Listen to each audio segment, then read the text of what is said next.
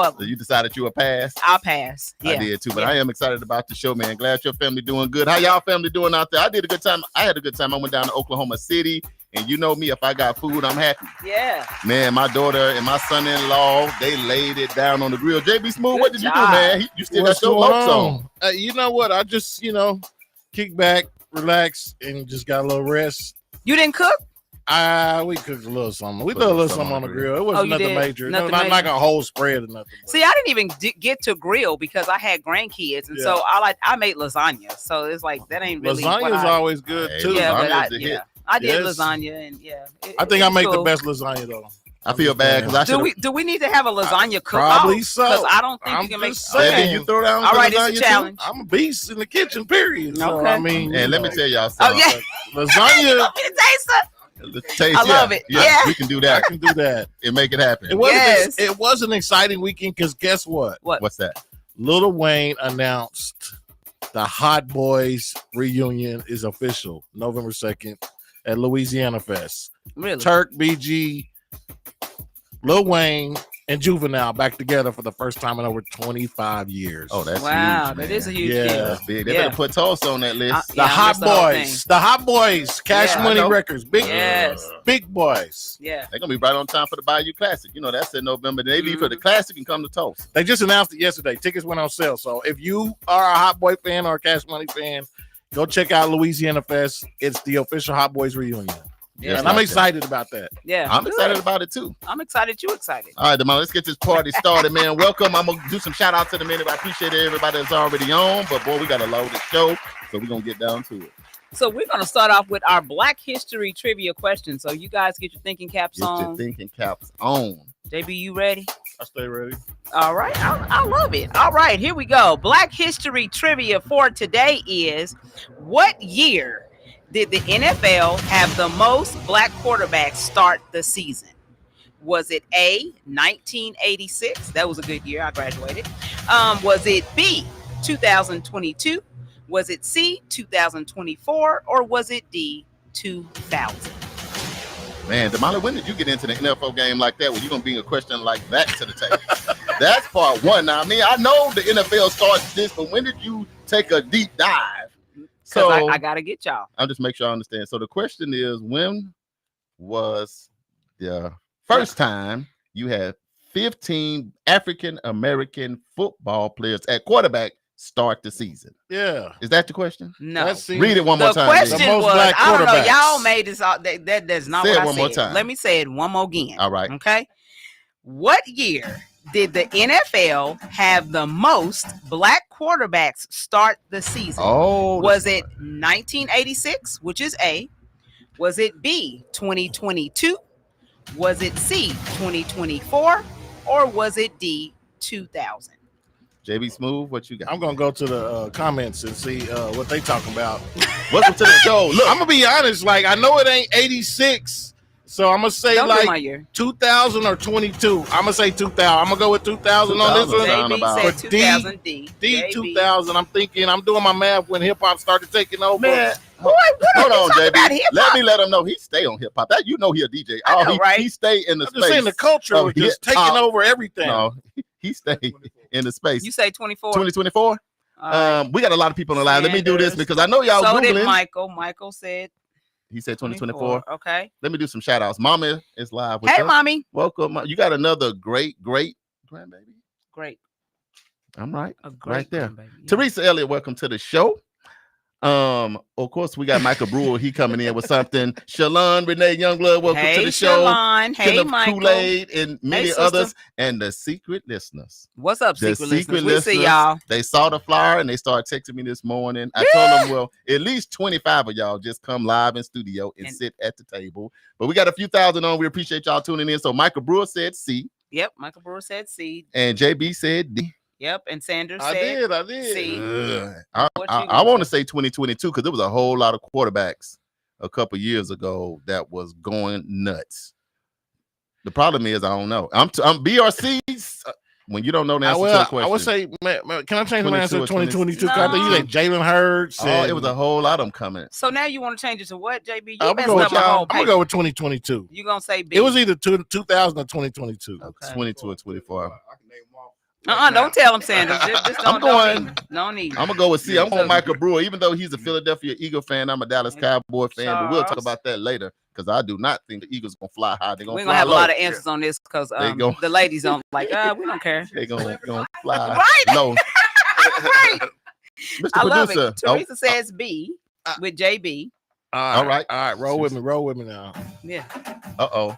We got some. Uh-oh. That's black drumline music. When it stops, go He Birds. said go Birds.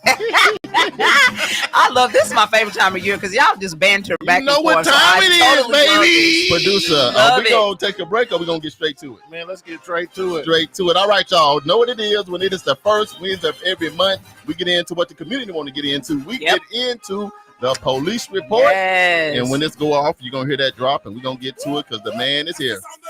Hey. And now it's time for the police report.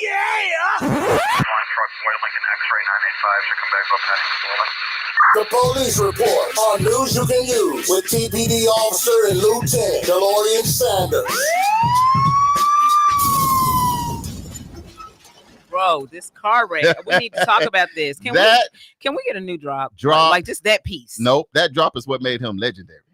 That's the why crash? he got the hottest show in the city. Oh wow! Because everybody started getting in their car trying to figure out where the crash happened. And when they stopped there at KBOB, they realized it's not a crash, it's a party. Yeah, we got it going was on. Draw. Going down. Lieutenant Sanders, welcome to the show, man. How you feeling? I'm doing good. How you doing? Man, I'm doing good. Good. You hear the cowboy ringing. What are you? Are you a fan of any NFL team? You know I'm a Cowboy fan. I'm a Cowboy every day. JB, put your camera on him. JB just don't never forget. If you remember the camera, man, we're gonna be still the top show in the city. So you a Cowboy fan? Always. Yeah. Okay. Do not like the 49ers. Oh. Don't deal. You're gonna put that out there right quick. I got some friends that's some 49er fans. And I don't like Pittsburgh Steelers because they used to make me cry when I was a young kid because they used to beat Dallas in the Super Bowl. But you got to give it up. He used to beat Dallas in the Super Bowl. He's still salty. You do have to respect Mike Tomlin and everything he's done for that team, being one of the longest running black coaches in the NFL. I love it. I respect a lot of people I don't like. Right. Ain't no holds barred on football season. Man. So Lieutenant Sanders, school is back in session, man. Is things settling down, picking up? Football season is coming back online. What's up? You know what? Schools in Tulsa have been pretty good. Been pretty smooth. You know, students been acting right, and then had All City. I went to that. It was a good smooth. And who won All City? Well, McLean. BTW that would be no. They the Booker T. Washington Hornets. You better ask somebody. They had to come back. He couldn't even say it. No, he said it wouldn't even come out. Nope. It didn't come out of his chest. It didn't come from his Y'all heart. don't do my school. He did not say it. That was all his head. He just giving information. I'm just giving information. So Booker T won. And did. Booker T got a pretty good team. How they look though? I don't know. I wasn't at the game. I just saw it on the highlights. They're pretty good. They got to do some work. Yeah. They not. I don't see them as a state champion team. We just got a new coach. Yeah, and they got to build that program back up for the state champions. 5A level. Yeah. I don't think they're gonna make state. Yeah. They may make the playoffs, but other than that. See, I haven't seen. I didn't get to watch the game, but Dan Bitson, shout out to Dan Bitson. He actually is, my classmate. Yeah. Well, how's McLean looking this year? McLean's looking good for the level they're in. They just got to keep their players going and motivated. I I think they got a good chance to make playoffs too. Is Willie Ponder still the coach over there? 4A. They 4A. Willie still coaching now? Now Willie Ponder went to Jinx, but oh wow. They retained one of their coach that was there last year. He's a pretty good coach, and I just can't think of his name right now. But yes, I know his name, but I can't think of it right now. What high school? I see Muskogee. They said Muskogee beat Booker T. Yeah, they did. Muskogee got a good team, an outstanding team. You don't want them Rovers to come to town. They rough you up. Yeah. They won a state championship last year. Yeah. Teresa's representing that too. Miss Ernestine Broom is on. She is. Hey, Miss Broom. Fitting back in royalty. That's our mom. We love her. We always have to give her an applaud. We got to load the show. Y'all start clicking share right now. If you don't know where it is, just look at the little thing. You see the little arrow? Click that and hit post because we're gonna get into some news you can definitely use. Go ahead, Lieutenant. Yeah, I want to. We got one guest listener that works with me is Quentin Howe. He's Quentin. Yeah, he works with me. Welcome to the show, Quentin Howe. What's Welcome happening? to the show. I see him. I see him right there. All right, Damali, what we going to get in today? It's a big day. It's the police report. What we going to jump into on today? So today we're just going to talk a little bit about, I don't know if you guys know, but Oklahoma for years, for probably a decade or more, has been number one in incarceration of its citizens in the state. We have incarcerated, and I found this one, and I thought this was interesting, and I'm going to read it from here. It says that in Oklahoma, hold on, JB, what is your phone doing, bro? Nothing at all. But it says in Oklahoma that we incarcerate 905 people per 100,000 residents. Oklahoma locks up a higher percentage of its people than any independent democratic country on earth. Man, Lieutenant Sanders, now, ain't that sad? I just think that's really sad. The ticket is you have been with TPS for 25 years, 30 years? Which one? TPD. Claim at the same time. But TPD, how long have you been? 28 years going on 29. 28 years going on 29. So when you have a stat like that we incarcerate more people in Tulsa than anywhere in the world, as an officer, what do you think about that? How do you process that? Well, I think I process it as I don't think it's a good thing that we have to put so many people in prison. I think that it's not only through police departments, through our system, our justice system, and and a lot of things that they do to get people put in prison, and a lot of the time, a lot of reason why a lot of people go to prison because they just don't have the money to get bonded out of jail or anything like that, and they have to use public defenders, and sometimes they take deals and just to get out of it, even if they may not know how to did it or it might have been close to them, did the crime, right? Just to get out of here, I'm gonna go ahead and take these 5 years, stuff like that. I don't think it's a good thing, but I know that we do need prisons. But we got a lot of private prisons here in Oklahoma, and so when you have private prisons, you got people. I'm sorry, I mean. It makes it seem like you got to put people in them. Yeah, you got to in the bed. You got to have people in the bed. That makes it almost sound like business a little bit. It is business. It's big business. But it's sad if you're a big business in your. I'm a governor of the state. I'm not blaming the governor because I don't know. But I would not want to create a business that requires me to lock people up. Right. That's not what I would want to see. I would be like, can we build some more schools or some colleges or give funding towards school, college, mental health, something? Right. But if we gonna build some prisons, like you said, and we got to put people in them, it seemed like our goals, Damali, are already mixed up from the start. What about you? Right. Well, let me clear this up. And then like us as a police department, these not in my police department. Right. We're not saying, okay, we got to help put people in these in prison. Now we don't be thinking like that. But as the process goes, is once you get into the system, once you get to that system, and you start getting charges on you, get warrants on you, you get put in jail, once you get in that system, it is hard to get out of it. It is hard to get out of that system. Once your name gets rolling around, and especially when you run around with the wrong people and keep getting in trouble, and it's just hard to get out of it. Right. And I want to ask this just as citizen, because I'm not from here originally, but Damali, like you and JB here ranked number one, Oklahoma. How do you kind of process that? Like as a civilian, do you feel like, man, I got a lot of cousins, friends, family? There would be a lot of people going to prison since I've been here in Oklahoma. Does it feel like we rank number one like that? Well, yes, it does. When you think about the number of family members that JB put the camera. When you think about the number of family members that that have been incarcerated, some of them for crimes that you just like, come on now, for real. Oh, so okay. Is that really what we're doing? Can we not spend some more time doing something else but putting people in jail for these types of things? You know what I'm saying? But that's when it comes back to, and what we talk about all the time is legislation and voting.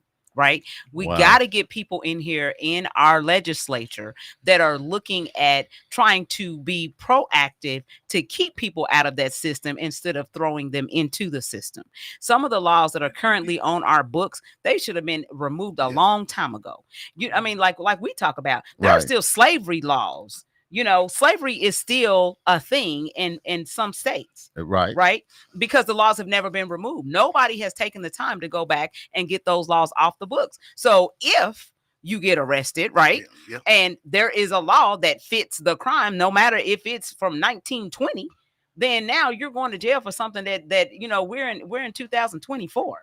JB so it's just stupid. Can I go to unpolitically correct route about it and say, first of all, they call it the CCA, Corrections Corporation of America. That's CCA. Mhm. Like she said, it was a business earlier. Right. My second thought is, if we would stop committing so many crimes, would that give them something to do, or what would happen if crime went down? Like, for instance, when we was talking to the people in Omaha, how they were saying, the economy boomed and crime just dropped. Mm-hmm. Can that happen here? It can. I mean, I think at the end of the day, Damali said it best. It's going to always boil down to the law. I think it's going to be law and your discretion that you use, because I think a lot of times, and I'm going to ask you this, Lieutenant Sanders, when it comes down to arrests and things like that, like how much discretion does a police officer have that could maybe keep somebody from going down that path? I mean, there's a lot of discretion that we have. If you commit a crime, an obvious crime that we can't just look away from it. Right. But it's some things that you can look at that may not be a crime, but you almost get there. That as an officer, you can work with that person, try not to get them put in jail or get locked up in prisons and stuff like that. And, when you're talking about legislation, we already changed the marijuana law here in Oklahoma. Marijuana is not as bad. A lot of people used to go to jail for marijuana, go to prison behind marijuana. That's not happening now. Right. We've changed the law on larceny. I think it's got to be over $1,000 or something like that. Right. But marijuana's the same marijuana. Yeah. They just legalized it in the state to make and taxed it though. Yeah, but I'm saying we don't take a lot of people to jail for marijuana that much. You got like it used to. Yeah, you got to really violate some of those marijuana laws that we have. But as citizens, they know this too, and sometimes they violate. Like kids running in the store, taking not kids, ain't grown-ups, running in the store, taking whole baskets of food or clothes and stuff and running out because they know that the law has changed. And which getting ready to get, they continue to do this. Legislature's going to change the law back to where it could be like over $500 or over $200 is going to be a felony. Yeah. People don't understand that when we try to help you, and as legislation, you start messing it up again, the law's going to go back. Yeah, my thought too, and that's why I love that you come here, man. You've been coming here for 4 years, Lieutenant Sanders. One thing, thank you for that. Yeah. But two, when we think about community policing, and you're in the community, and especially imagine how many kids you've watched growing up. You've been a police officer for 28 years. Right. So does some of your discretion, maybe from you and some of your colleagues, does it come from, I've been knowing this kid since he was 5. I know this kid, mama, I know this kid's grandparent. And now when I pull him over and something's going on, how did that discretion play out versus maybe somebody doing something questionable and you have no relationship? Well, I know I like going to Greenwood, jazz festivals. I like to go down to the cook-off. I like to do all this stuff. You can't walk around citizens that you live amongst. I live in Tulsa and treat people bad as a police officer. Right. So I always, I've always treated people fairly. Now, when you mess up, I let you know about it and I deal with it. But I've had people come to me in barbershops before and say, man, I'm sorry about how I acted that night. Or, I was just mad about this, I'm sorry. And I done forgot who this person is. You done forgot? Yeah, I done forgot I dealt with this person. Right. And they come up to me and apologize. They realized they was out of line. Yeah, yes. And, when you people walk around and you see people that you say that I knew when they was young, I used to get on them about stuff, catch them doing stuff, and really, when you living in your community, yes, you arrest people and you take people to jail, but you also do a lot of lecturing. Yeah. You do a lot of chastising with your mouth. You be like, hey, dog, I know your uncle. I know your you played on my football team. Why you acting like this? And you Why you got that McLean jersey on out here acting? Why you got that Booker T jersey on out here acting up? You know your coach don't want you acting like that with that jersey on. Right. You know, It's that kind of stuff we do, you know, in the community. It's not even that you playing favorites. It's that you want to see them have a chance to before it gets too bad. Yeah. I had kids, you know, I had athletes. I said, you acting like this, you know, doggone, they are trying to recruit you right now. Yeah. Right. Yeah. Now why you over at this basketball game acting like this? Man, why you running around with them? You know, you getting ready to go to this college to that college. You know, that's kind of stuff. But when they get grown, they see you again. I done had grown people that went to prison and got out, or just they said they hate police officers and firemen and all this. Now they police officers. Now they security guards. You know, now they on the fire department. And then I never, man, you really cared about us. I had grown men tell me that you really cared about us, didn't you? I'm like, of course. I told y'all, man, when I be talking to y'all, you know we care about y'all. Y'all think we joking. You know, I got kids walking to me right now. If I have some candy in my car with my window down, or coach, can I have? They call me coach. Coach, can I have that? Right. Reach my police car and get the chips. Get the candy. And start eating them while they actually Yeah. See, but Lieutenant Sons, what we love about you, that is relationships, because a lot of people know that we have a youth and family fun center, and for the entire 12 years, Lieutenant Sanders would just show up, and I'll be honest, when he first came, all the kids disappeared. The police, get down, run for your life. But then he come in, he played with the kids, he read with the kids, he laugh and talk with the kids. Then now when he come in, they run up to him. They want to take a hug. They want to take a picture. And that's the difference between community police and just being a police officer. And I want to go to the live feed because Teresa, your sister too, had a question or a comment. We want to kind of speak to that. She says governors, senators, and city councilors need to revamp some of these old laws and give them term limits, not lifetime positions. Yeah. What you think about that? That's kind of deep. Well, you know, when you look at some of these laws, like some of these traffic laws that we have, you know, a lot of times before we can deal with it, we can have probable cause. I mean, basically, you know, your tag light out, that's a probable cause for me to stop you. You know, it's a little small stuff like that. You know, you cross the street. We don't do that much no more. You don't cross the street at the corner, and you cross in the middle of the street. We tell you that you're jaywalking and all that kind of. Right.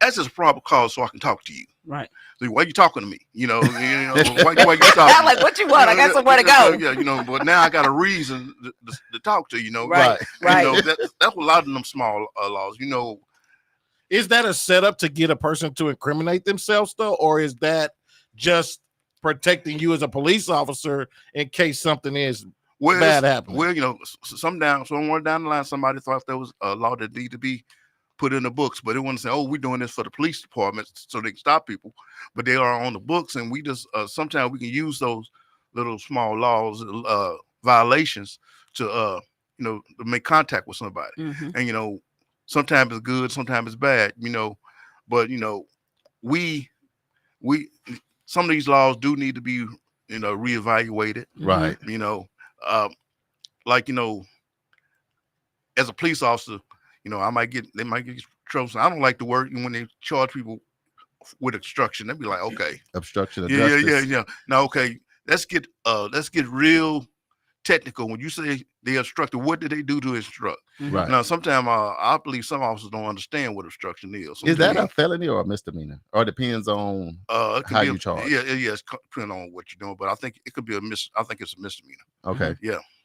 But you know, you know, stuff like that, you know, which bothers me. Right.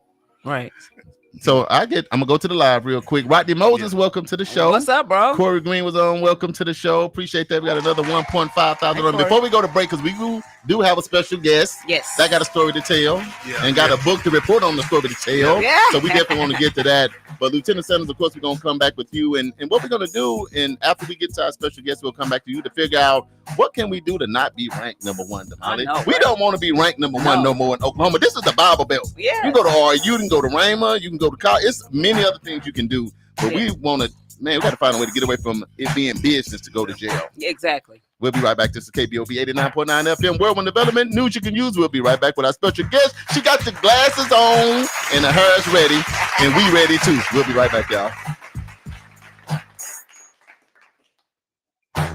Edgerac is a youth and family fun center located at 5424 North Madison Avenue in Tulsa, Oklahoma. At EduRec, we offer a host of activities for children and families of the Tulsa community at little to no cost. To find out about the many programs, activities, and services offered at EduRec, please visit our website, www.edurectulsa.com, or just give us a call at 918-430-3947.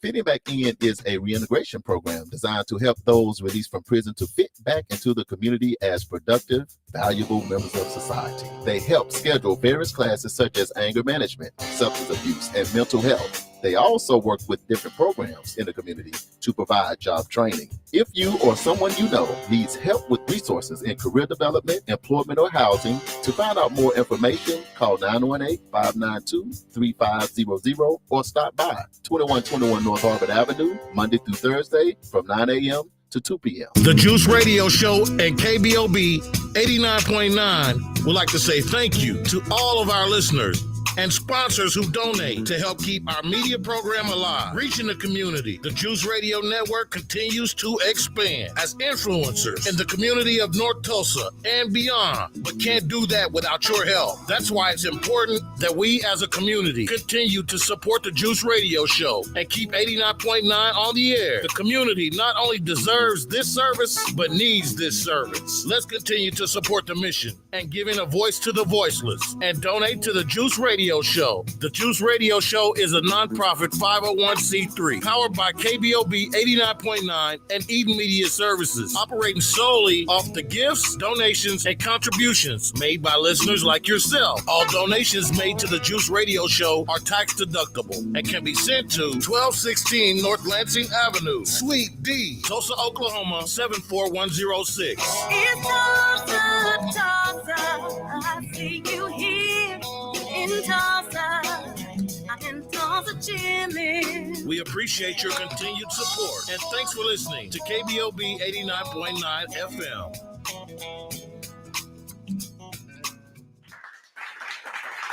This is news you can use right here on KBOB 89.9 FM, and we are back. We are back. And so we actually have an additional guest in the studio today with us. And, you know, she is going to bring a wealth of information because she's been on the other side. And so it's always good, you know, on our show, we want to always bring a platform of, hey, this is information that I can use. How is this applicable to my everyday life, right? And how does this apply to our community? Because we all live here together, right? And so we have in studio Miss Ratia Rogers, and she wrote a book. Yes. The book is entitled, I Broke Out of Prison. That's what I'm and when I first saw the title, I was like, we can't be breaking out. Hey, what we doing? Let's not. But now that I know her, she's been on the show a few times, and so she's coming on today to actually have some conversation. So first, before we get off into why she's here, we want her to give a little bit about herself, who she is, where she's from, and then we'll talk about why she's here. Hey everybody, welcome. Ratia Rogers, when I broke out of prison, as Damali said, you know, I don't mind talking about it. You know, I've been through a lot growing up in life, and I've been through a lot growing up in life, y'all. Mm-hmm. Y'all tune in on my page, Ratia Rogers, when I broke out of prison, you know, due to my environment, the way I was raised up. So it pushed me out there, you know, to get into crime and, you know, selling dope, ripping, running the streets, couldn't stop me, couldn't slow me down. Yeah. You know, out there shoplifting, stealing. So you're from Tulsa? I'm from Tulsa, Oklahoma. Born and raised. Okay. You know, I meet a lot of people. They think I'm from East or West Coast, but I'm right here. That's style. Born and raised. Style, they don't know. Yeah. Yes. That's what's up. Hey, Yeah. Absolutely. So born and raised. So what side of town did you live on? North side. North side. South side. Okay. Stayed on the east side a little bit, but mainly the north side. Yeah, North Tulsa. Yes. What schools did you go to? I remember, you know, I didn't make it far with education, but I do remember going to John Burroughs. I went to Cleveland, John Burroughs Elementary, Cleveland Middle School. Mm-hmm. There's some more. It's in my book. Mm-hmm. And so absolutely. But I have a message that I tell people, just because, you know, the way somebody was raised up, you know, and, you know, people may criticize you and talk about you. You can still rise up from that. And that's why I named my book. Mm-hmm. You know, it was inspired by God. to title it, I broke out of prison. You can still rise up from the ashes in life. You can still become someone powerful. You can still make it in life. You can make an impact. You can inspire lives all over the world, and you can do something. You can give back to the community. And that's what I'm about. Yeah. And let's do this right here. So you gave a little bit of your background, but it's a lot of young people, older people, local, national, and international. Let me do some quick shout outs. Arthur Johnson, Mr. Energizer, after J-Bone Lounge, he tuning in from Arkansas. Welcome to the old Howard Jones said he checking in. Welcome. Vincent Carson, he said he's happy to be in the building. So we making it happen. So back to your story, a young person, a young girl that may be in Tulsa, man, growing up trying to make it, man, dealing with different things that are going on. What are some of the things that maybe put you in a situation when you may have just been trying to do good, but I ended up here, not by just trying to be bad, but this is my story of how I got here, just to try to encourage somebody in Tulsa, north, south, east, and west, just trying to make it in this world. Speak to them. That's all I saw. That's all I was around. The older people, family, friends, that's all I saw. That's all I was raised up around was, things that was corrupt and out there getting into things. And me, I just took it, to a whole nother level. Everybody's different. Right. And a lot that did play in my life was my dad. My dad had ended up getting into some trouble and got served a 40-year sentence in prison. Wow. So he was gone from us. It's not just me, but I talk about me because it's my story. There's other siblings, cousins, family members and all, but so that played a major role in my life, not having my dad there. And but I do want to give a shout out to my parents. I love y'all. Angel McBee, Raymond Deaver. They did the best they can and they're doing just fine. They're doing just fine today. For those out there tuning in, absolutely. So so how many siblings do you have? I've got a big brother. I've got a sister up under me, and we have a baby sister. Okay, so it's 4 of you guys. And then together. I have another brother and sister, that my dad had as well. Okay. So So let's do this. We got a lot of people tuning in. Y'all got to make sure you get the book, and we're gonna get to the book here in a second. But let's just say you rolling, you in Tulsa, you all around North Side, other places, you trying to make it. At some time in life for all of us, man, it was a turning point. So even though I was seeing this and I was seeing that, man, my pops is gone and I got a few other challenges. But what was that, man, at this point when I go back and think about it? But this was my turning point where I started doing things that could land me incarcerated. What was that turning point for you? The turning point for me that would land me in prison. I didn't, a lot of things was happening, right before my eyes. I wasn't even paying attention. Right. The store, down the street from my grandparents, John and Mamie McBee, R&R, right on Cincinnati. And so I would go in there and steal. That's back when they had the arcade. And they used to sell the Polish sausages, the pickle, the sprinkle, put that squeeze that cheese on there. Yep, going in there, stealing, you graduate from stealing and you go into robbery, And so, like I said, and then down the street in apartments, Morning Star. I lived in Comanche, so I just go back. And that's, like I said, that's all I saw. That's all I was raised around. And so that's what I had to deal with, fighting and all of that, getting kicked out of school and, a lot of things, people bothered me first. And so then it was on. I mean, just straight up. Absolutely. That's when I saw the police out there by me the other day. I was going to ask you, Come on. I mean, all the stuff that you're going through, I was walking around the cookout, Greenwood cookout this week. Right. And she approached me saying, are you going to be out here all day? I said, there's a reason. Well, yeah, I'm out here strolling around. I'm going to be out all day, but I'll be out for most of the time. Then I said, to know that what she went through, to be able to walk up to me and ask and talk to a police officer. Right. That's kind of, real good. But so I want to ask you, what was your relationship with police officers back when you was getting in all that trouble? How do you feel? Well, my relationship with police it was bad. But the reason why I did walk up to you like I did was because some people knew me from way back then, back in my bad days and stuff. And some women, they kept walking back and forth staring at me. Okay. And so one of the girls, she was always okay with me. She looked and smiled and waved. But the other one, I had beat up her best friend. Laid a friend down. And I remember her. Yeah. Real bad. How long ago was this? This was. I was back in the day, 20 years plus. Before I had a baby. So how old is your baby? I had my son is 26. I had him at 15. So, yes. So this was back, 94, 95, and so, yeah. So you 14, 15 years, 14, at 13. Time, at that time. And so, and absolutely. So that's 26 years ago. Yes, before 26 years And ago. we still mad. That's what I saw in the girl. Yes. No, what it I'm is, looking. I have the it's discerning of Yeah, spirits. yeah. So you can come near So you me and I'm still- going to pick up something right off of you just like that. But I can tell you know, this it's a right gift. now. I can tell you a good butt whooping to give you a flashback. Man, nothing like a flashback of a butt whooping. Everybody can remember if they had to take one for the team. So it don't take long to go back 15. You go back 50 years and somebody put it on you right.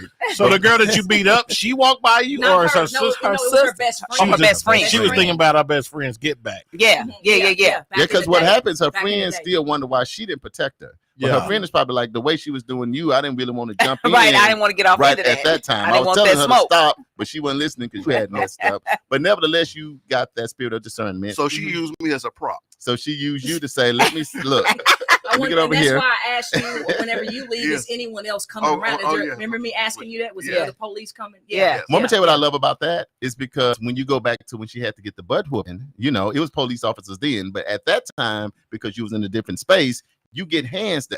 Right. You see what I'm saying? Back then. Yeah. But Get a now two-piece. I've learned, I've Yeah. lived a little bit. I got a goal, I got a mission, I got purpose. Absolutely. Right. So You I'm know on somebody. the person that's supposed to Yeah. protect and serve me. You know, I don't have to feel like I'm weak to go over and say it's more to y'all here, so I can keep doing what I'm doing to Yes. stay Yes.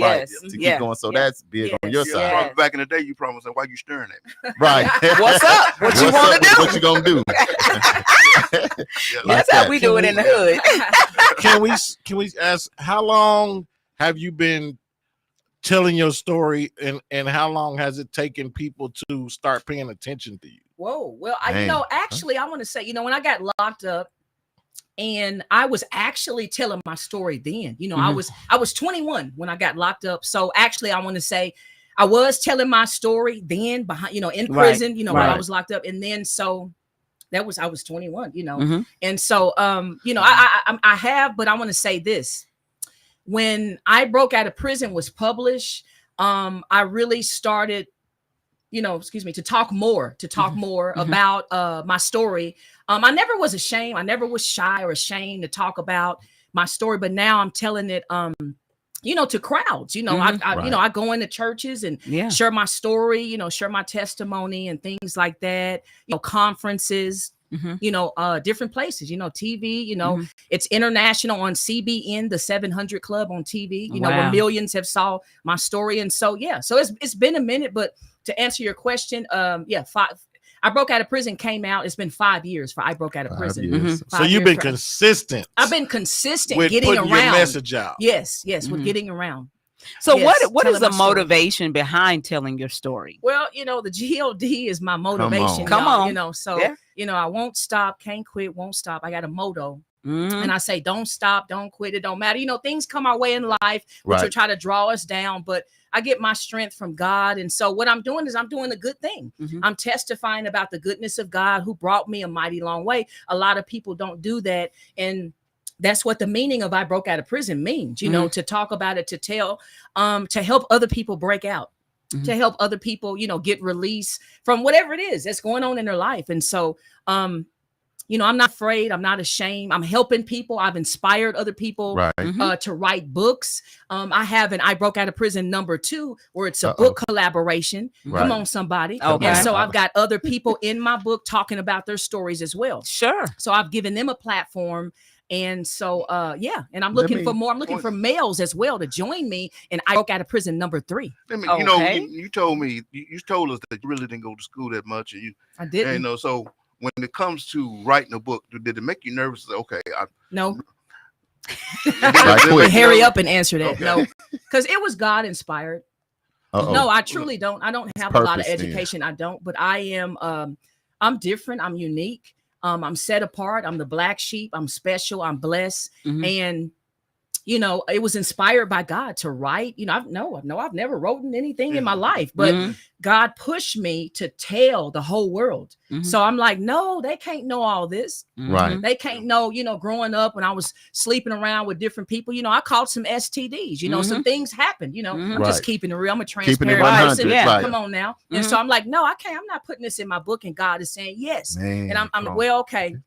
Let's put a beautiful photo on the front cover. No, put your inmate photo on the front cover. Be real. So I had to listen to that voice. Yes.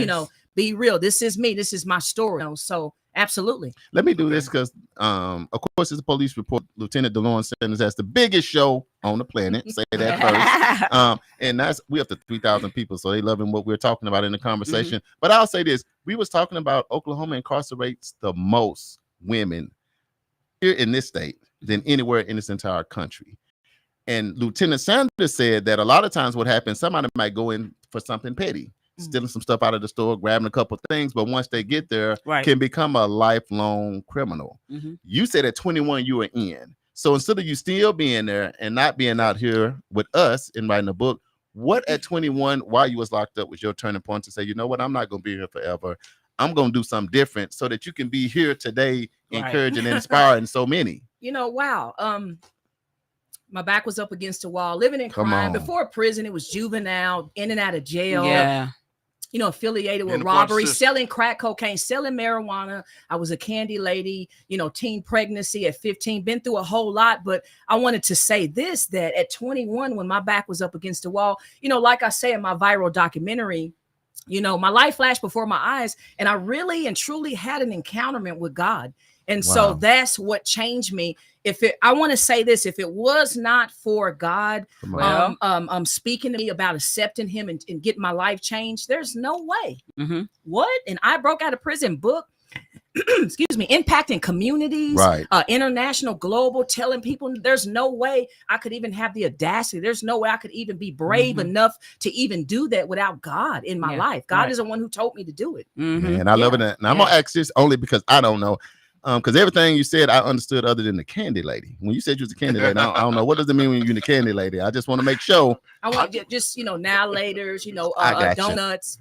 But as you can see, this is what I figured out in a lot of people, like the illegal stuff that they used to do. Now, people see me all over. What am I doing? I'm selling. I broke out of prison. That's that entrepreneurship in me, y'all. Get a copy of my book. I broke out of prison. It's right here. Yay, right there. So I was an entrepreneur, Right. When I was young, growing up, selling marijuana, crack cocaine. No, I was not a big dope dealer. No, I was not a big time dope dealer.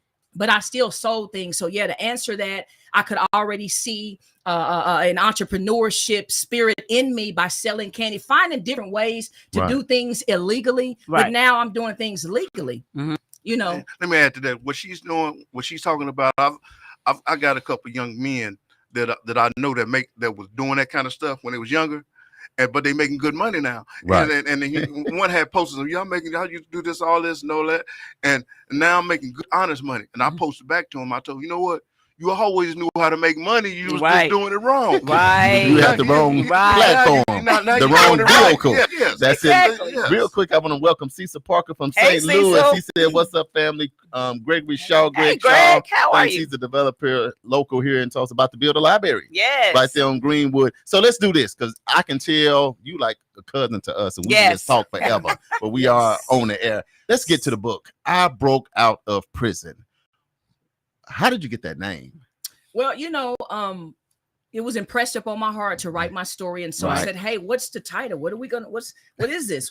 So God gave me, I broke out of prison. And so it fits me. Now I'm not just putting out a book cover that says that I was actually locked up. Some people don't believe, that, I know a lot of people do know, they could see that it's me, but I do run into a lot of people and they say, so I have to tell them, but yes, God gave me the title. And like I said, it fits me because I want to say this, I was actually locked up. And not only that, Ratia Rogers broke out of prison by the help and support of God. Absolutely. I love that. So the title though is not just physically metamorphosis. Exactly. That's what I was going to say. So it's mental. It can apply to anything because as a man thinketh, so is he, right? Yes. And so if you believe that you're in a situation that you can't get out of, then you're in bondage, right?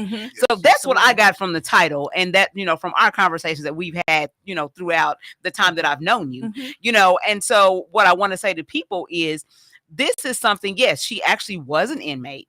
right? Mhm. And so there are some experiences that she'll share about that, but it's really about the mind Mhm. and Absolutely. how you see yourself, The right? mindset. Yes, Mhm. yes. Mhm. So what would you say to a young girl that is now in the struggle, that are going through some of the things that you went through that landed you in prison? What would you say to her to help her kind of change her I lifestyle? just want to say this: if you don't listen up, to your elders, your mom, dad, auntie, whoever's raising you, whoever you're around, if you don't listen up, it's going to get worse Mhm. because nobody can change you except if you really want it. If you can't be forced to change. Mhm. So I didn't listen up, so that's why I'm telling you to listen up.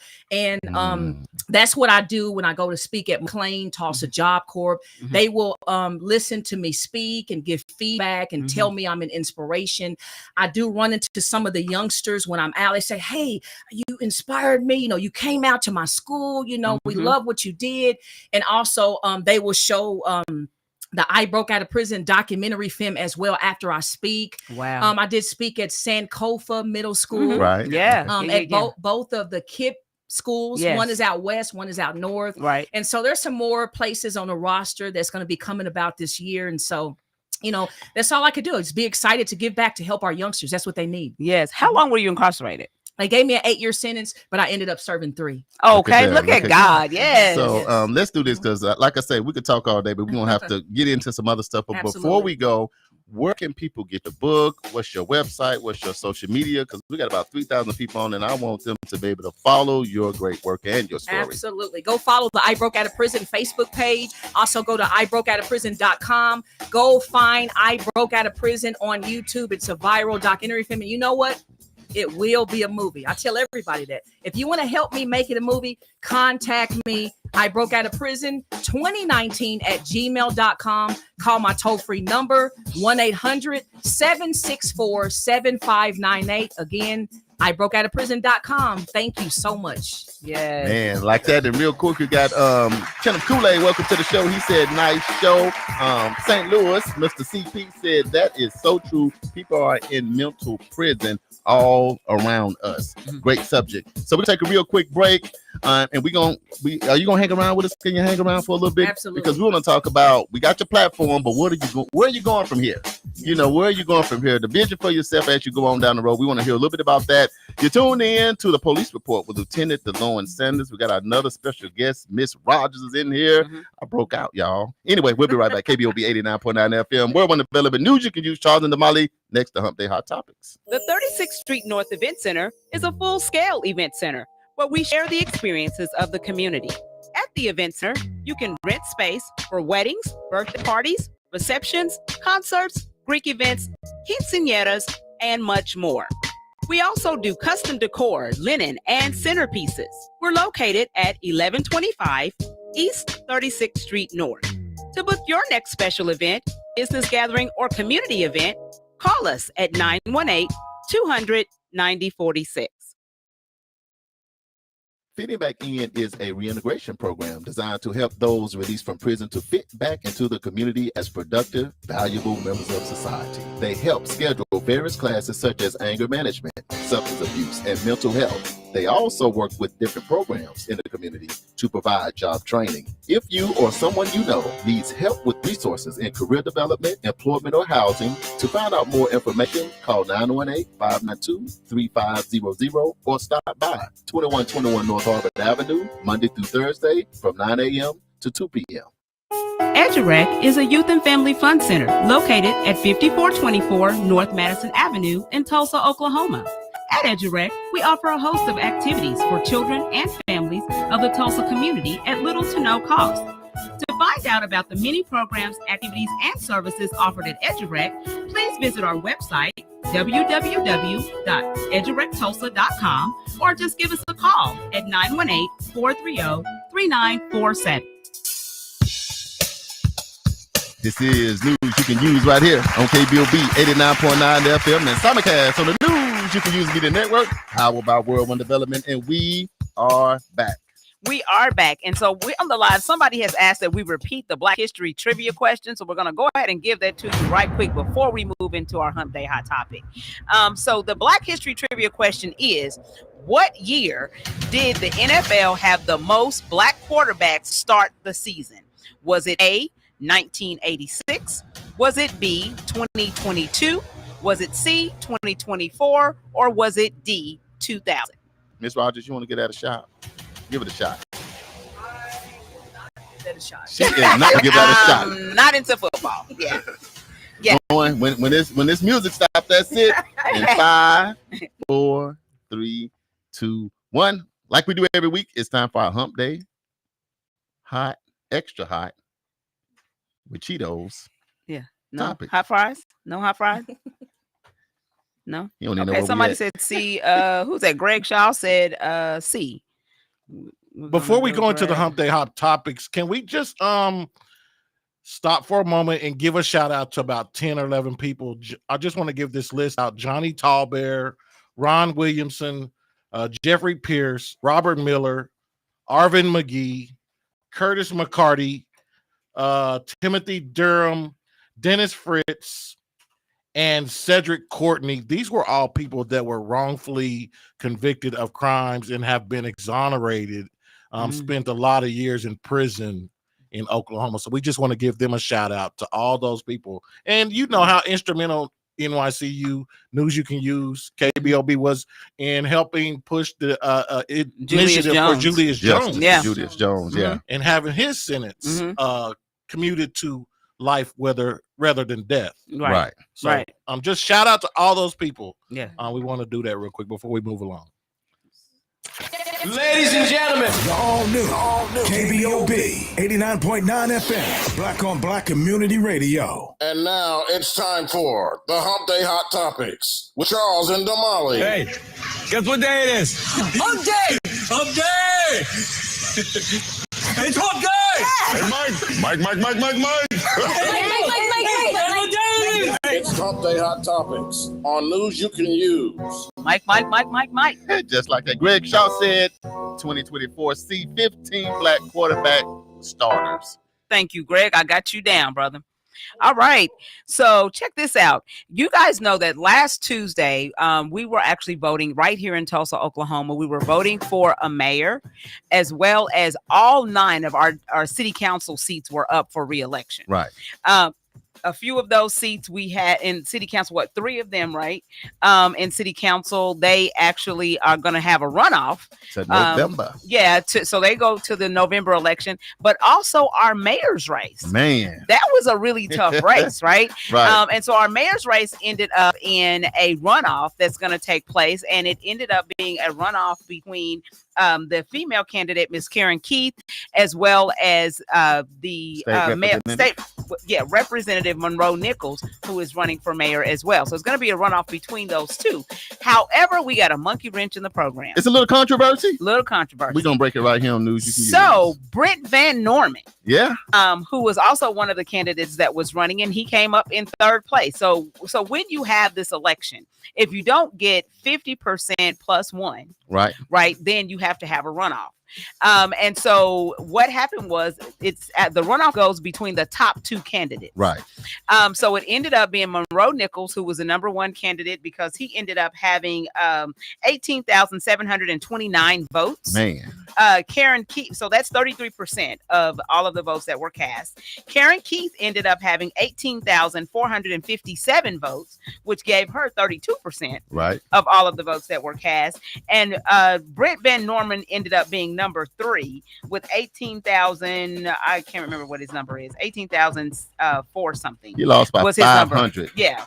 So Brent Van Norman said, no, we want to recount. Now I think what happened the night when it happened, he seemed defeated, and like he wasn't thinking about a recount. Seemed defeated. Yeah, he seemed defeated, but they had a good race. Right, I they just want did. to say, and I'm gonna tell you something else that I thought about, and I don't try to make everything black and white when a lot of times things are just black and white. Right. But when you think about it, it was 3 white males, 1 white female, and 1 brother. And the brother, for the first time in history, got the most votes ever out of a mayor race ever. And so when you think in Tulsa, 3 white men, they didn't make it, and it really supposed to be down to Karen Keith and Monroe Nichols. What does that say about Tulsa? Are we looking at something different? Are we trying to do something different? What you think, Lieutenant Sanders? And everybody didn't vote. Yeah, everybody didn't vote. And You're you know, right. everybody's gonna show up for that president vote. Exactly. The numbers gonna go way up. Yeah. So it's different. It's history making. Ms. Rogers, want to weigh in on that? Actually, I would go ahead and pass that. You gonna pass on that? Yes. Okay. So, Damali, what do you think? You know, what you think about it? Because this is I think that it's time for Tulsa to do something different. I mean, we've been marching to the same drum beat for a long time, with the same families kind of controlling what happens in our city. right. And so I think that for Representative Monroe Nichols, let me put respect on his name because he already has held an office, right? But for him to actually come and the message that he's speaking is kind of breathing new life into what and giving possibility to what our community could look like. Because the thing that we talk about all the time is that, we want somebody who's going to like bridge the divide and kind of start bringing community together instead of always doing things that separates us and keeps us apart. Yeah. And to me, it sounds like Monroe Nichols is that type of candidate, and apparently, for those that voted, they thought so too. Look, I looked at their debate. Mm-hmm. What about the people that did vote for Van Norman? He got 17,000 plus votes in less than 60 days. I mean, he got 18,019 votes. Does that say something for the people that voted for him that say, oh, they got a voice too? I mean, no, they do have a voice, but at the end of the day, if you have 6 candidates, it's gonna still come down to, you got to dwindle it down. Everybody can't win, right? Is it gonna split up? The party. I mean, the way people vote. How's it going to affect the election? Well, at the ticket, we live in a democracy. Right. You run, and who wins, and whoever becomes the mayor is the mayor of the city of Tulsa. Yeah. So they're going to be the mayor for everybody. It's just that when you run your campaign, sometimes it's close like that. And what I love about this, Damali, is we tell everybody, this is why your vote counts. Exactly. That's why we're doing a recount. So when people sit back and like, I don't want to vote, I don't care, it don't matter, it do matter. You need to look into each one of these candidates because their platforms are very, very different. Very different. I mean, extremely different. I think that what Representative Monroe Nichols put before people all across the city was a specific detailed plan. Yeah, he has a detailed I listened to Karen plan, Van Norman plan. Van Norman is a businessman. So a lot of these people are just business people, man. The man is an accountant, he's an attorney, he do big business. Right. So it's easy to see what that lane is. But I think Monroe is like business, but then every day, then went to TU, played football, just man, that's a lot of that's mixed in that pot. And I think it makes a difference because he's been on the state level 8 years, for the last 8 years as a legislator. And so to come back down to, working on the local level, then he's going to have some knowledge that he's bringing with him about how to operate the city. But when going back to your point, when we talk about how close this race was as far as votes are concerned. So again, the numbers are Representative Monroe Nichols got 18,729 votes. Karen Keith got 18,457 votes. Van Norman got 18,019 votes. So I mean, that is so close. So some of those people that were sitting at home like, I ain't worried about that election, that didn't vote, if you'd have voted, then maybe this would have turned out a whole lot different. Here's the $1 million question, I think. This is what I think. This is 2 things. One, if Van Norman endorses somebody, he got what if he endorses either one of these candidates? I believe if he does, they become mayor. I'll say that. Yeah. Right. If he does not endorse, you got, like JB said, you got 18,000 people out here that's now undecided. So in Tulsa, I hate to be in that race. Is the platform more Monroe is what people's waiting on or are looking forward to? Or is it on, or do some just not vote at all because my guy didn't make it? So you know what, I'm out. Well, but I think you go back to because at the end of the day, you still need to pick someone. So I'm not saying I don't know what these people are going to do, but what I'm saying is you still need to pick someone. So at that point, then that's when you go back to the drawing board and educate yourself. Take both of their platforms, put them side by side, even if you got to whiteboard it, put it side by side and be like, hey, what kind of Tulsa do I want to see? I've lived in Tulsa all of my 56 years. I know what I've seen in my adult life. What do I want to see differently? And then which one of these candidates is going to bring me what I'm looking to see? And your sister, so y'all must be pretty close. She said that we need something different in Tulsa. Correct. And I don't know. It's a culture shift. Yeah, so we got a race between now and November 5th. Yeah, so this is what's getting ready to happen. Okay. So the Tulsa County Election Board, they got their petition for a manual recount on August the 30th from Van Norman's camp. He actually paid, so Brent Van Norman actually paid $12,600 for the recount. Wow. He had to. Yes, and because the candidates have to pay $600 per every 3,000 votes. Oh my goodness. But he balling though. He balling, so he can do that. Now that part didn't hurt him. Now I must admit that. But part. check this out. Taxpayers. That means everybody sitting at this table and everybody that's in this city that's listening to the sound of my voice. We pay for the staffing to recount the votes. So they're estimating that it's going to take 40 to 60 people to do the recount. It's going to take several days. That means that we could be responsible, meaning taxpayers, for paying $12,000 per day until the recount is completed. Can I say this so that everybody can not be mad at me? But like, Charles, why you say that? But I was watching it and the numbers were so close because Van Norman was coming and I'm sitting there looking because I was at a watch party. I'm not going to tell you where I was at the place that had the best food. Don't judge me because I voted. But anyway, I was looking how Van Norman was coming and in my mind. It seemed like, this is my mind. It seemed like everybody was thinking Karen Keith just had the baton. I'm just going to say that's how I felt in Tulsa when I went around. Everybody was saying, you know, the way Tulsa is, it's the next one up. It's a good old boy system or a good old girl system or whatever. She got next. She was on TV for 30 years. She was county commissioner, all of that. But when it started looking like it was going to be Van Norman and Monroe Nichols, because it's like her vote stopped and he was coming.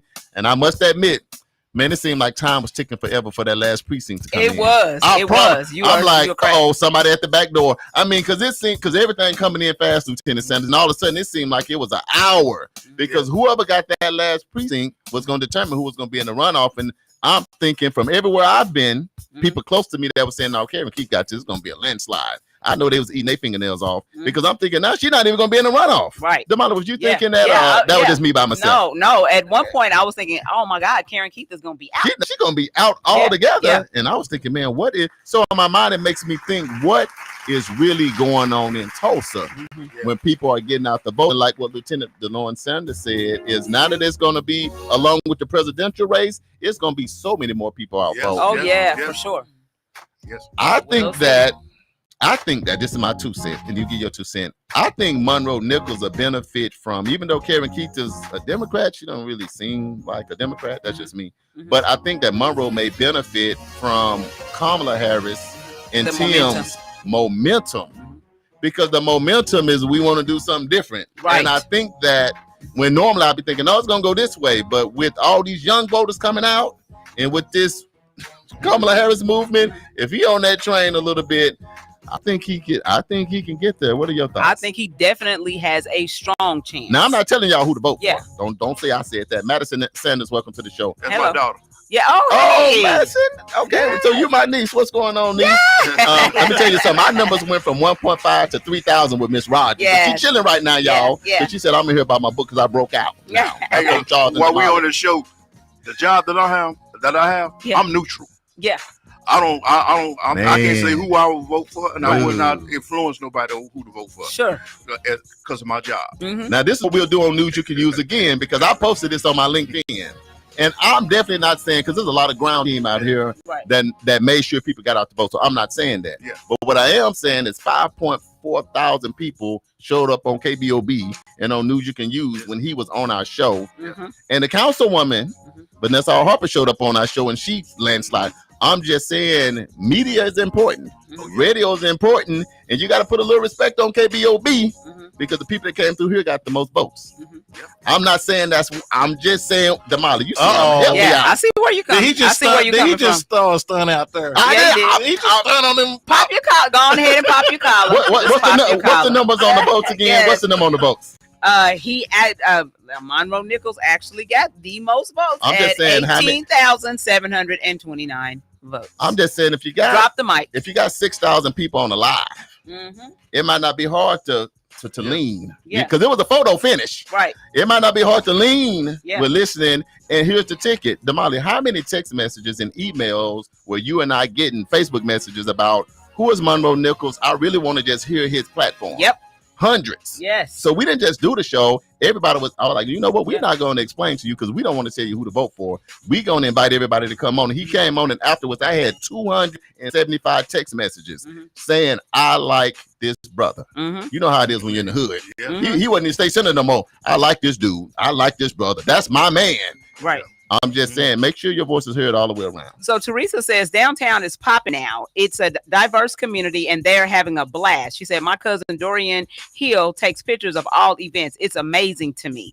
So when we talk about, it's a new energy. It's a new energy. It's a new energy. But that's by design. That happened strategically.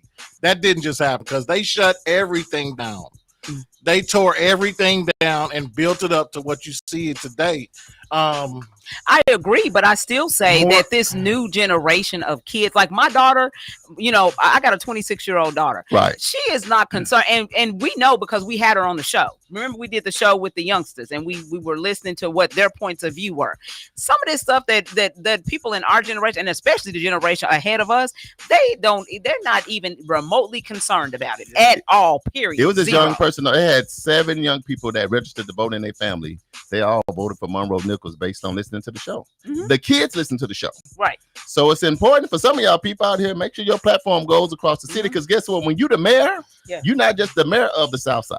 You're not just the mayor of the East Side. That's right. You are the mayor, for the entire city of Tulsa. And I believe this mayor is going to have this mayor is going to have the support of the entire city. I think that's what's going to be different because I think for this person to become mayor, you're going to have a relationship with North Tulsa, right? Or you not getting in. Exactly. So I hope you got a real plan and a real platform and not no games because we don't want to hear no games because we can see game a mile away. And it's over with for that. It's over with. So now a judge is scheduled to rule if the recount will proceed tomorrow, which is September the 5th at 9:00 a.m. is when the ruling is going to take place. It's probably going to happen. I would say, because they're already preparing for it. They're already talking about that it's going to take place at the Tulsa County Election Board, that they're already got sheriffs lined up to pick up the vote. It's like a big, it's a big deal. It's a big deal. And let's do this and I'm going to move on. Not who you voting for, but what are we looking for individually as citizens in our city for whoever going to become mayor? Not who you're voting for, but in this city, in the mayor candidate or the person that becomes mayor, me personally, for me, my family, my community, my school, my job, my infrastructure, whatever, this is what I want to see out of my candidate. Lieutenant Sanders, what you looking for out of a mayor? I'm just looking for a mayor that's going to be fair. Being a person that works under the city, right? Will hold his people that work for him and that answer to him accountable. Yeah. If they're not being fair with other people, and I'm all over. I'm in all departments. He said a mayor that's fair. That's fair. Yeah, I like that. Yeah. So you got that from a lieutenant, DeLorean Sanders, 28 years. With City PD. PD. Yeah. Now we're gonna go to a DJ. DJ be smooth with the logo. Go to a DJ. What are you looking for the person you're gonna vote for mayor? What am I looking for? I'm looking for someone that's gonna continue to change the trajectory right of where Tulsa's going business wise especially for Black businesses and someone that's going to be a leader and take responsibility for things that happened in the past and find a way to take care of those who need to be taken care of. And along the lines of that, because there's this huge black cloud over Tulsa with Greenwood, and we can talk about that all day. We know all about it. But until they remove that black cloud over what happened with Greenwood and it affects so many people down through generations, that is a huge deal for this city. So anybody that can help the community move forward in a positive direction with what happened on Greenwood is a good one in my books. Whether they're Black, white, Indian, Haitian, American, it don't matter. And I'll say that I think I'm always gonna have a respect for Mayor G.T. Bynum because of him signing the executive order for Beyond Apology. That framework that Greg Robinson put together, and we went across the city. It wasn't just North Tulsa; it was North, South, East, and West. But he signed an executive order that is going to be a framework to sit down and have that conversation about what it looks like to amend kind of what JB is talking about So he doing it on the way out the door. I don't know what that means because he's gonna hear that baton. I'm gone. But nevertheless, he did it, which is a lot more than over this last century of what any other mayor ever done, in my mind. Damali, what you looking for in the mayor? I would say I'm piggybacking off of DeLorean. Accountability. Somebody who's gonna be that's going to represent the entire Tulsa, not just one side.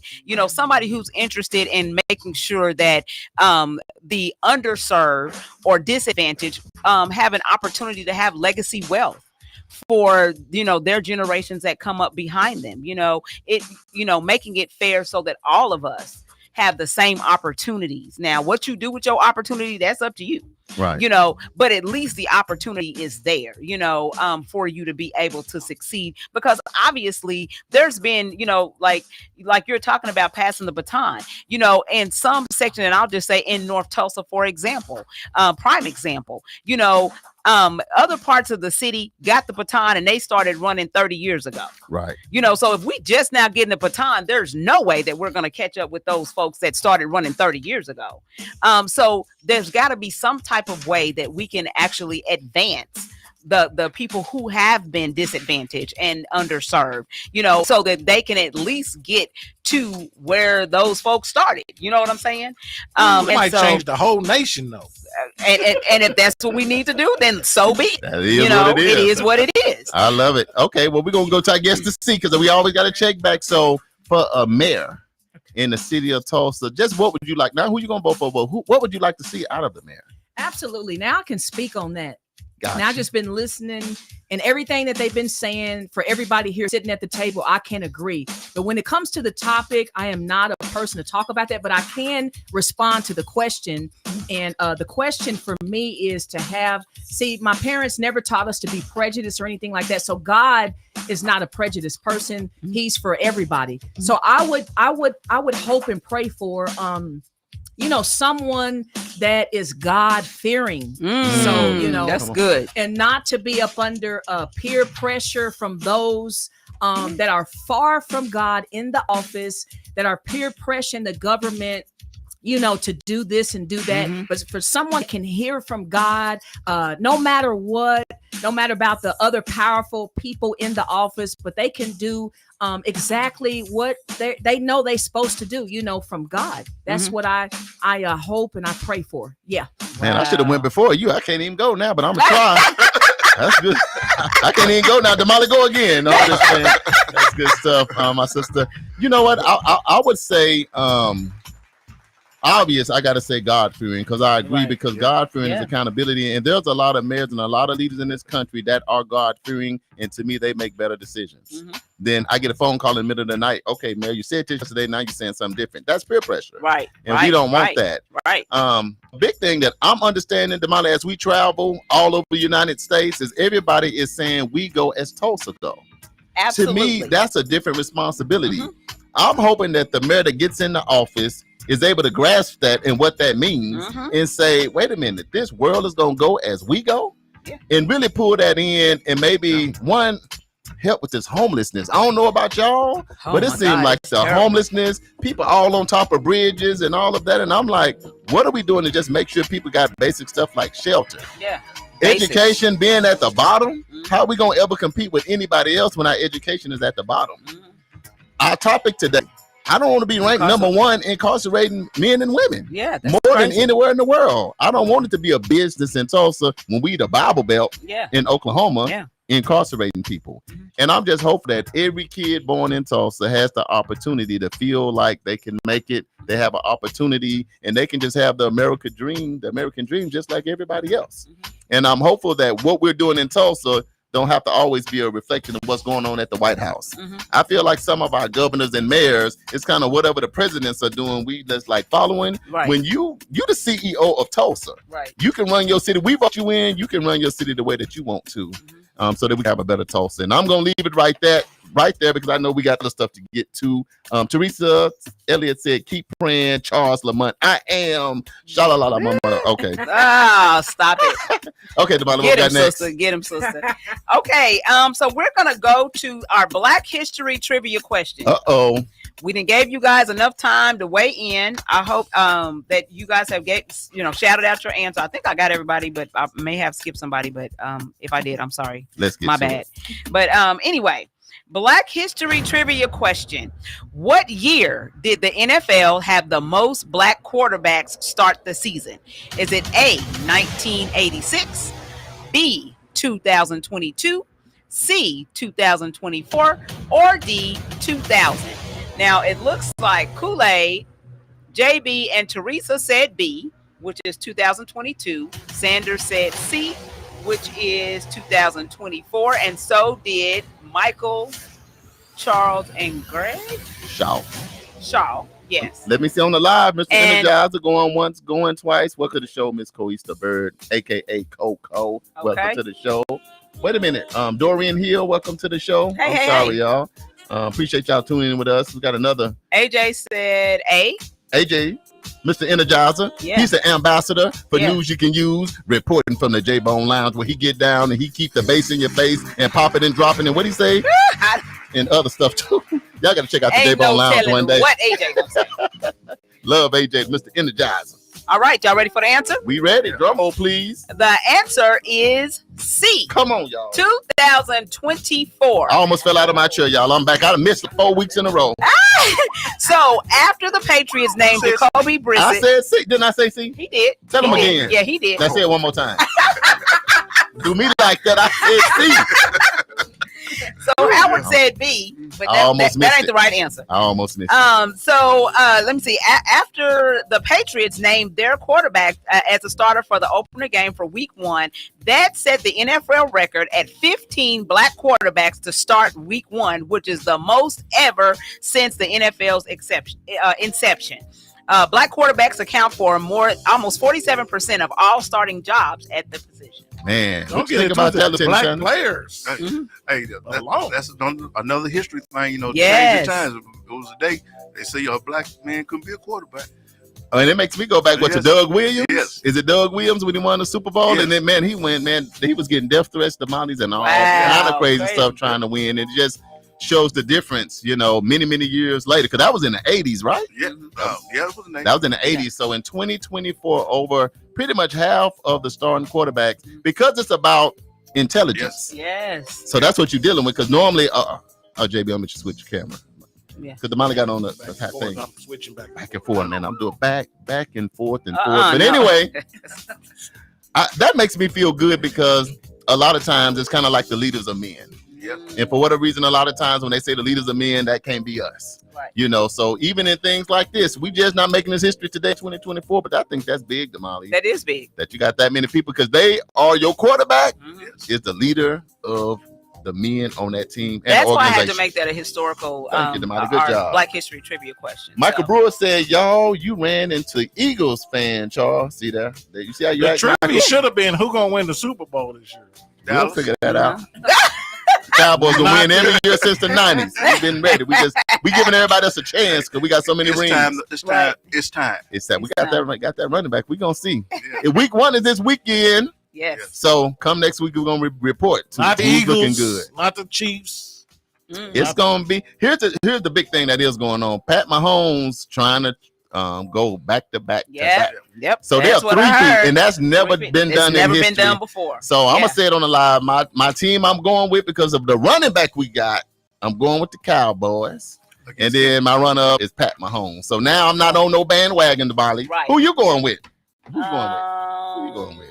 Oh, she said the Cowboys. Sanders, who you going with? Did I say the Cowboys? Oh, you didn't. Who did you say? But no, the Cowboys. You going with the Cowboys? I'm going to go with the Cowboys. Oh, pie then. Right. JB Smooth, you got on Lokes. Who you going with? You like a Steelers fan. With them stop playing on. with me. That's already a proven fact that we getting down through there.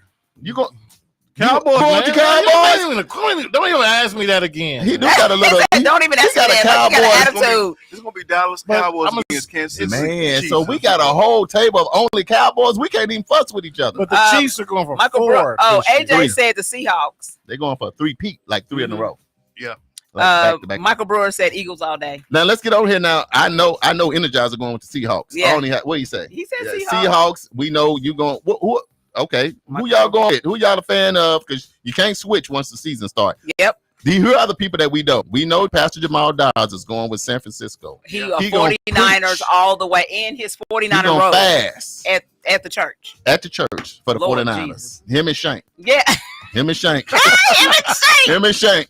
If ain't nobody else a fan. I don't know no other fans bigger for the San Francisco 49ers. Than Shank is always talking. I know, always. And Pastor Jamal Dawes. Yes. So, if you go to Friendship Church, you know what? But when he bring the horde and Junior.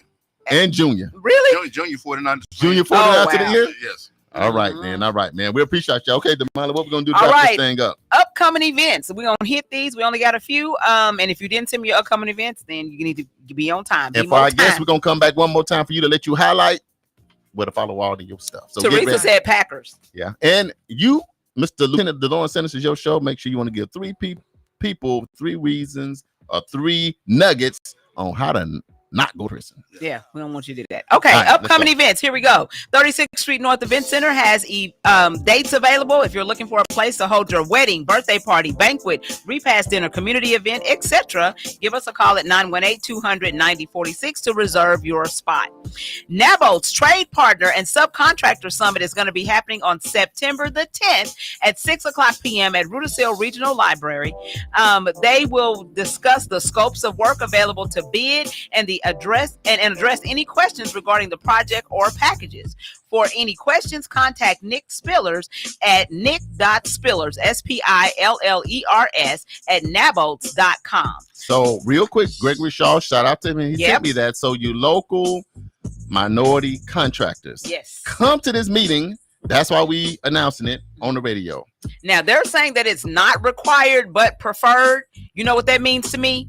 Get Show your up behind there and get your pockets in the seat. Early because bird, there's some worm. information that you need, because we don't want y'all coming to us saying, hey, Charles and Damali, we ain't getting no contract. You know, they doing this and they doing that. No, show up at the meeting.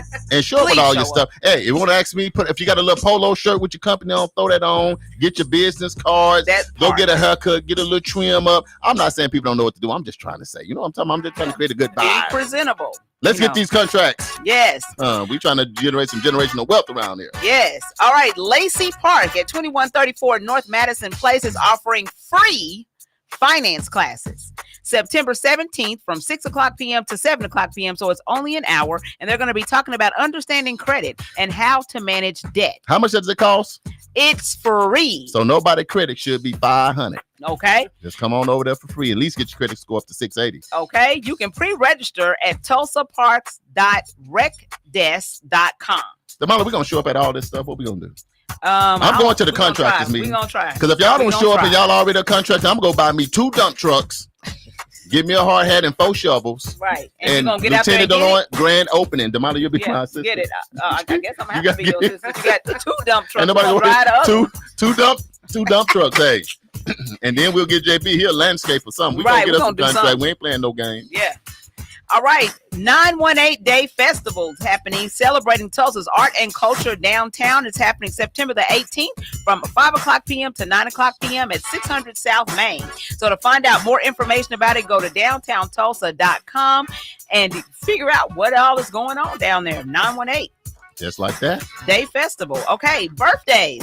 September the 8th, Stephen Wiley. Pastor Stephen Wiley has a birthday. Happy birthday. September 9th, your fraternity brother Chris Green has a birthday. Lufa. September 10th, Birthadius Bailey, Arlisha Walker, and State Representative AJ Pittman all have birthdays. That's the family right there. Happy birthday, y'all. Yes. So don't forget, you can if you want to reach out to us, you can reach out to us at any of our platforms. That is 36th Street North Event Center, EduRec Youth and Family Fund Center, World One Development, and Fitting Back In.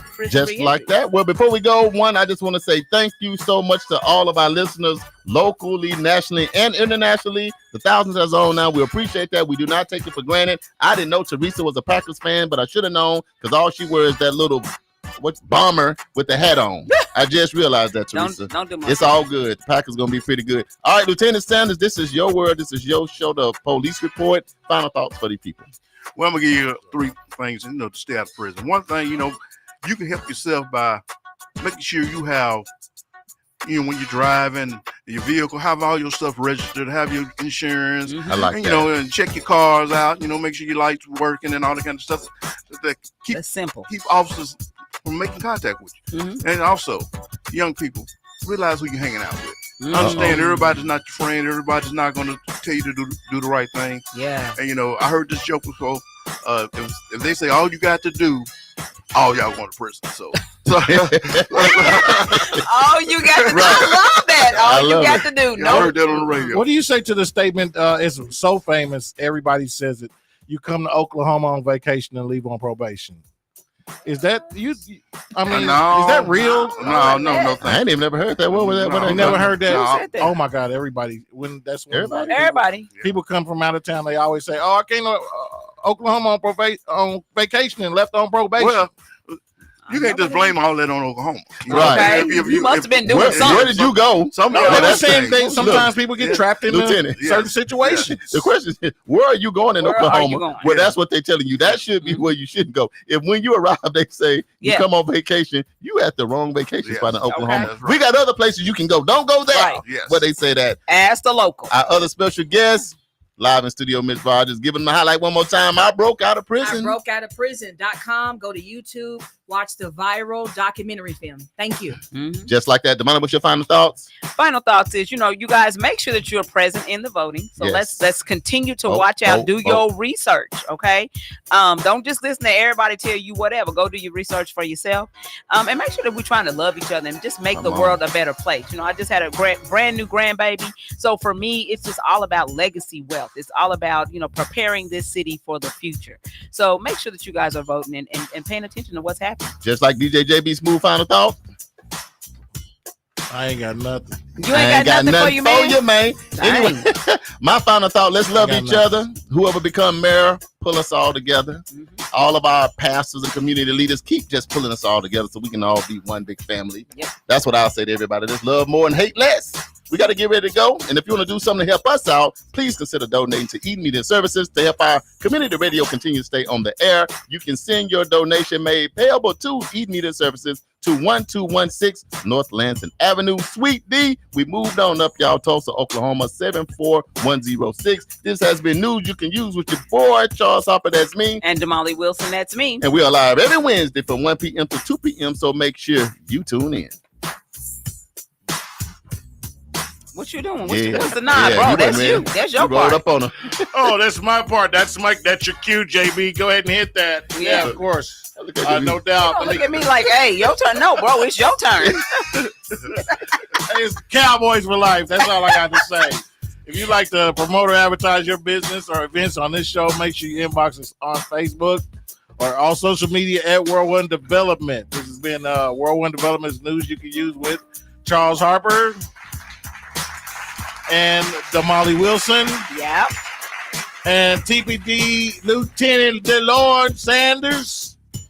And special guest, Ms. Ratia Rogers. Yes. The views, thoughts, and opinions expressed on today's program belong solely to each of the hosts and their guests, not necessarily to this station, organization, committee, or other groups associated with KBOB 89.9 Black on Black Community Radio, Eden Media Services, World One Developments, news you can use, and of course, NYCU.FM. Thank you guys so much for being a part of the show today. Hey, they asked me if I had a comment. I was like, late. I thought about it. Don't commit the crime. You don't do the time. Oh, wow. All right. Don't commit the crime. Yeah, Sanders don't want to see you. Yeah, because Brother Sanders be out in the streets. Anything else, guys? That's it, man. Love y'all. Peace. Get over the hump. Thank you, Ms. Rogers.